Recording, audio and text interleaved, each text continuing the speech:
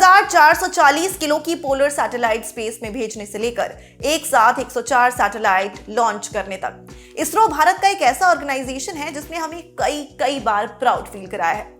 इसरो यानी कि Indian space and research organisation. लेकिन क्या आप जानते हैं कि इतने महान संस्थान की नींव रखने वाले इंसान कौन थे? उनका नाम था डॉक्टर विक्रम साराभाई। देश के कुछ सबसे जरूरी माइलस्टोन्स के पीछे डॉक्टर साराभाई की सोच थी और इसीलिए उनकी ये कहानी सुनना और सुनाना बेहद जरूरी है। नमस्कार, मेरा नाम है मानसी, आप रंगरूप देख रहे हैं और आजादी के 75 साल पूरे होने के इस अवसर पर हम आपके लिए लेकर आए हैं उन लोगों की कहानी जिन्होंने अपनी दूरदर्शी सोच से बनाए ऐसे संस्थान जो देश को गढ़ने बनाने में महत्वपूर्ण भूमिका निभा रहे हैं। साल 1964 में ओलंपिक गेम्स टोक्यो में हुए थे, जहां अपनी कम्युनिकेशन सैटेलाइट का शक्ति प्रदर्शन करते हुए अमेरिका ने ओलंपिक गेम्स का लाइव ब्रॉडकास्ट किया। इस लाइव ब्रॉडकास्ट को देखकर डॉक्टर विक्रम साराभाई को भारत में स्पेस रिसर्च एक्टिविटीज की जरूरत और स्कोप दोनों दिखा। उस समय भारत में स्पेस रिसर्च की एक्टिविटीज काफी शुरुआती फेज में थी, लेकिन डॉक्टर साराभाई को यह भरोसा था कि स्पेस रिसोर्सेज में इंसानों और समाज की वास्तविक समस्याओं का समाधान करने की क्षमता है। पिता अहमदाबाद के फिजिकल रिसर्च लैब में डायरेक्टर थे। उन्होंने इंडियन स्पेस प्रोग्राम के लिए देश भर से सबसे सक्षम और प्रतिभाशाली वैज्ञानिकों को इकट्ठा किया और अगस्त 1969 में भारतीय अंतरिक्ष अनुसंधान संगठन की स्थापना की, जिसे अंग्रेजी में इंडियन स्पेस रिसर्च ऑर्गेनाइजेशन या फिर इसरो कहा जाता है। 1969 में इसरो की स्थापना के साथ भारत ने स्वतंत्र रूप से अंतरिक्ष तक अपनी पहुंच बनाने के मिशन की शुरुआत की।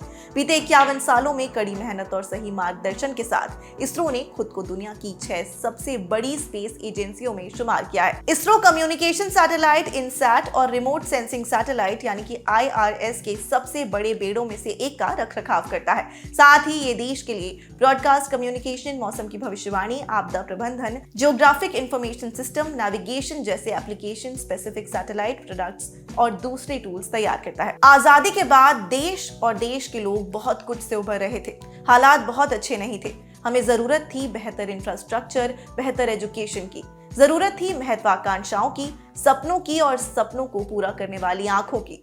देश को आगे बढ़ाने का सपना देखने वाली ये आंखें बनी डॉक्टर विक्रम साराभाई की।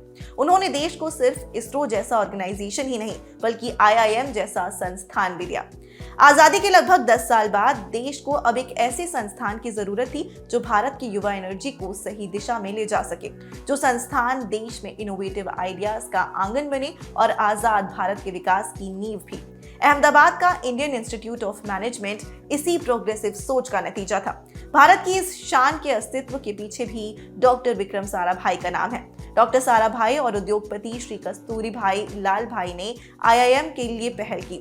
उन्हें गुजरात के तत्कालीन मुख्यमंत्री डॉक्टर जीवराज मेहता ने पूरा समर्थन दिया और 1961 में IIM अहमदाबाद की शुरुआत हुई। डॉक्टर साराभाई अहमदाबाद के उद्योगपति और समाजसेवी अंबालाल और उनकी पत्नी सरला देवी के घर 12 अगस्त 1919 को जन्मे।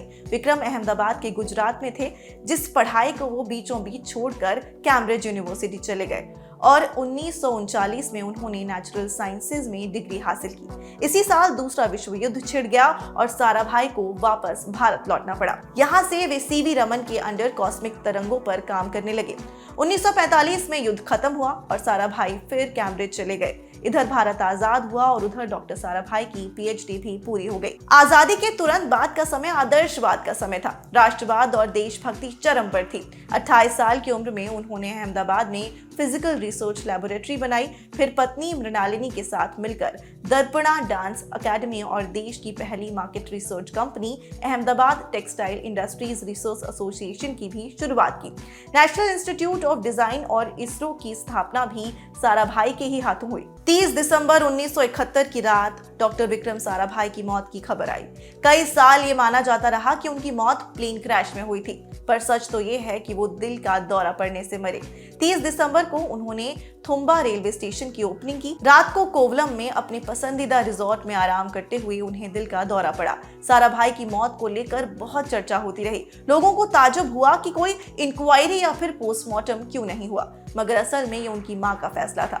मां थी ना, बेटे के शरीर पर खरोंच वो जान जाने के बाद भी नहीं सह सकती थी। तो ये थी इसरो के संस्थापक डॉक्टर विक्रम साराभाई की कहानी। एक बार फिर से आपको आजादी के अमृत महोत्सव और आजाद भारत के 75 साल पूरे होने पर खूब खूब शुभकामनाएं। देखते रहिए रंगरूट।